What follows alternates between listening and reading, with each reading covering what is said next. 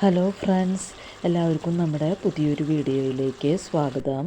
ഇന്ന് നമ്മൾ ഒരു ആലപ്പുഴ സ്റ്റൈൽ കുരുമുളക് ഇട്ട് വെച്ച ഒരു താറാവ് റോസ്റ്റിൻ്റെ റെസിപ്പി ആയിട്ടാണ് വന്നിട്ടുള്ളത്. നല്ല ടേസ്റ്റി ആയിട്ടുള്ള ഈ താറാവ് റോസ്റ്റ് എങ്ങനെയാണ് ഉണ്ടാക്കുകയെന്ന് നോക്കിയാലോ. അതിനായിട്ട് ആദ്യം തന്നെ താറാവ് ഒന്ന് മാരിനേറ്റ് ചെയ്തെടുക്കണം. അപ്പോൾ ഞാനിവിടെ താറാവ് നല്ലപോലെ കഴുകി വൃത്തിയാക്കി എടുത്തിട്ടുണ്ട്. 1 കിലോ താറാവാണ് ഞാൻ എടുത്തിട്ടുള്ളത്. ഇതിലേക്ക് പാകത്തിനുള്ള ഉപ്പ് ചേർത്ത് കൊടുക്കുന്നുണ്ട്. പിന്നെ ഒരു 1/4 ടീസ്പൂൺ മഞ്ഞൾപ്പൊടി ഇട്ട് കൊടുത്തിട്ടുണ്ട്. പിന്നെ 1 ടേബിൾ സ്പൂൺ മല്ലിപ്പൊടി ഇട്ട് കൊടുത്തിട്ടുണ്ട്. പിന്നെ ഇതിലേക്ക് ഒരു 1/2 ടീസ്പൂൺ ഗരം മസാല പൗഡർ ഇട്ട് കൊടുത്തിട്ടുണ്ട്.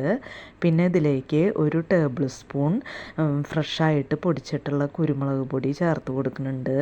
പിന്നെ ഇതിലേക്ക് കുറച്ച് കരിവേപ്പില ഇട്ട് കൊടുത്തിട്ടുണ്ട്. പിന്നെ ഞാനിതിലേക്ക് ഒരു ബേ ലീഫ് അല്ലെങ്കിൽ കറുവപ്പട്ടയുടെ ഇല പച്ച ഫ്രഷായിട്ടുള്ളത് ഒന്ന് മുറിച്ചിട്ട് കൊടുക്കുന്നുണ്ട്.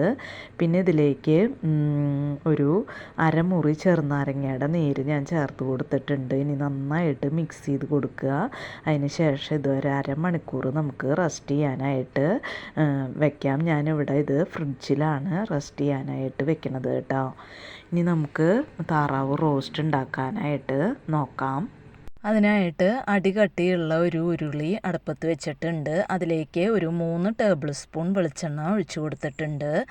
വെളിച്ചെണ്ണ ഇവിടെ ചൂടായി വന്നിട്ടുണ്ട്. ഇതിലേക്ക് ഒരു 2 സവാള കനം കുറച്ച് അരിഞ്ഞത് ഇട്ട് കൊടുത്തിട്ടുണ്ട്. പിന്നെ ഇതിലേക്ക് ഒരു പിടി ചെറിയ ഉള്ളി അതൊന്ന് നടു കട്ട് ചെയ്തിട്ട് ചേർത്ത് കൊടുത്തിട്ടുണ്ട്. പിന്നെ ധാരാളം കരിവേപ്പില ഞാൻ ചേർത്ത് കൊടുത്തിട്ടുണ്ട്. പിന്നെ ഇതിലേക്ക് ഒരു 3 പച്ചമുളക് കട്ട് ചെയ്തത് ഇട്ട് കൊടുക്കുന്നുണ്ട്. പിന്നെ ഒരു കഷ്ണം ഇഞ്ചി ചതച്ചത് ഇട്ട് കൊടുക്കുന്നുണ്ട്. ഒരു കുടം വെളുത്തുള്ളി ചതച്ചത് ഇട്ട് കൊടുക്കുന്നുണ്ട്. ഇനി നമുക്കിത് മീഡിയം ഫ്ലെയിമിൽ ഇട്ടിട്ട് നന്നായിട്ടൊന്ന് വാട്ടിയെടുക്കണം. ഈ സവാള നന്നായിട്ടൊന്ന് വാടി വരണ വരെ നമുക്കിത് മിക്സ് ചെയ്ത് കൊടുത്തുകൊണ്ടിരിക്കാം. സവാളയിൽ കുറച്ച് ഉപ്പും കൂടി ചേർത്തിട്ടാണ് നമ്മൾ മിക്സ് ചെയ്ത് കൊടുക്കുന്നത് കേട്ടോ. അപ്പം ഞാനിവിടെ എടുത്തിട്ടുള്ള താറാവ് പെട്ടെന്ന് തന്നെ വേവുന്നതായതുകൊണ്ട് ഞാൻ ഈ പാത്രത്തിലിട്ട് തന്നെയാണ് വേവിച്ചെടുക്കുന്നത്. അപ്പം നിങ്ങളുടെ കയ്യിലുള്ള താറാവ് ഇത്തിരി വേവ് കൂടുതലുള്ളതാണെങ്കിൽ കുക്കറിലിട്ടിട്ട് 2 or 3 വിസിലടിച്ച് വേവിക്കാവുന്നതാണ് കേട്ടോ.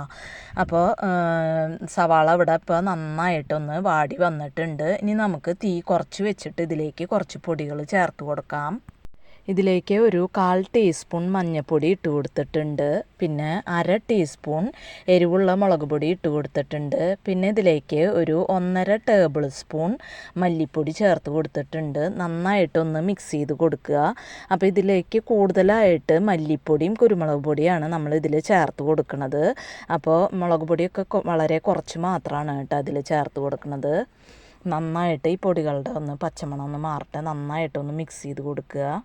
ഇപ്പോൾ പൊടികളുടെ പച്ചമണമൊക്കെ മാറി വന്നിട്ടുണ്ട്. ഇനി ഇതിലേക്ക് ഒരു വലിയ തക്കാളി ചെറുതാക്കി കട്ട് ചെയ്തത് ചേർത്ത് കൊടുക്കുന്നുണ്ട്. നന്നായിട്ടൊന്ന് മിക്സ് ചെയ്ത് കൊടുക്കുക. ഇനി നമുക്കിത് മൂടി വെച്ചിട്ട് ഈ തക്കാളി നന്നായിട്ട് വെന്ത് കുഴഞ്ഞ് വരണ വരെ നമുക്കിതൊന്ന് മൂടി വെച്ച് വേവിച്ചെടുക്കാം. ഇപ്പോൾ തക്കാളിയൊക്കെ ഇവിടെ നന്നായിട്ട് വെന്ത് വന്നിട്ടുണ്ട്. ഇനി ഇതിലേക്ക് നമ്മൾ മാരിനേറ്റ് ചെയ്ത് വെച്ചിട്ടുള്ള താറാവ് ചേർത്ത് കൊടുക്കുന്നുണ്ട്. നന്നായിട്ടൊന്ന് മിക്സ് ചെയ്ത് കൊടുക്കുക.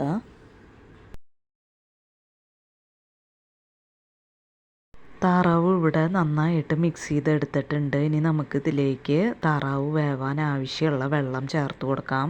ഞാനിവിടെ തിളച്ച വെള്ളമാണ് ചേർത്ത് കൊടുക്കുന്നത്. ഒരു 1.5 കപ്പ് തിളച്ച വെള്ളം ഞാൻ ചേർത്ത് കൊടുക്കുന്നുണ്ട്. നന്നായിട്ടൊന്ന് മിക്സ് ചെയ്ത് കൊടുക്കുക.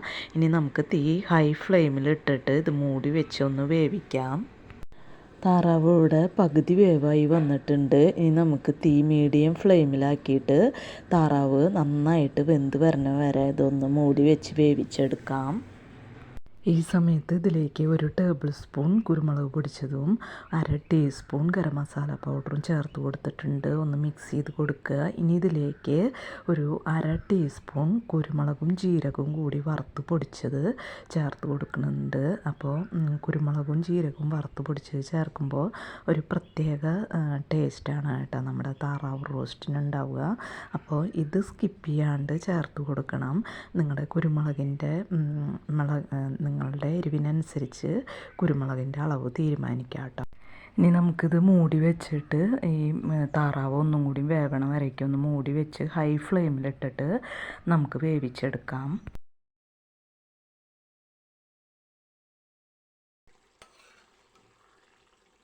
ഇപ്പോൾ താറാവൊക്കെ ഇവിടെ നന്നായിട്ട് വെന്ത് വന്നിട്ടുണ്ട്. അപ്പോൾ ഈ ഒരു ഗ്രേവിയോട് കൂടി നിങ്ങൾക്ക് എടുക്കണമെന്നുണ്ടെങ്കിൽ എടുക്കാവുന്നതാണ്. ഞാനിതിലേക്ക് കുറച്ച് കരിവേപ്പില ഇട്ട് കൊടുക്കുന്നുണ്ട്. നന്നായിട്ടൊന്ന് മിക്സ് ചെയ്ത് കൊടുക്കുക. എന്നിട്ട് ഹൈ ഫ്ലെയിമിൽ ഇട്ടിട്ട് ഇതിൻ്റെ ഗ്രേവി ഒന്നും കൂടി ഞാനൊന്ന് വറ്റിച്ചെടുക്കുന്നുണ്ട്. അപ്പോൾ നിങ്ങളുടെ താല്പര്യത്തിനനുസരിച്ച് ഗ്രേവിയുടെ അളവ് തീരുമാനിക്കാം കേട്ടോ. ഇപ്പോൾ ഇതിലെ ഗ്രേവിയൊക്കെ നന്നായിട്ട് വറ്റി വന്നിട്ടുണ്ട്. ഞാൻ തീ ഓഫ് ചെയ്ത് കൊടുക്കുകയാണ്. അപ്പോൾ നമ്മുടെ വളരെ ടേസ്റ്റി ആയിട്ടുള്ള കുരുമുളക് ഇട്ട താറാവ് റോസ്റ്റ് ഇവിടെ റെഡി ആയിട്ടുണ്ട്. അപ്പത്തിൻ്റെ കൂടെയും ചോറിൻ്റെ കൂടെയൊക്കെ കഴിക്കാൻ പറ്റിയിട്ടുള്ള ഒരു അടിപൊളി കോമ്പിനേഷനാണ് ഇത്. അപ്പോൾ ഇത്രയേ ഉള്ളൂ ഇന്നത്തെ വീഡിയോ. ഇനി നമുക്ക് മറ്റൊരു വീഡിയോയുമായി കാണാം. അതുവരേക്കും താങ്ക് യു.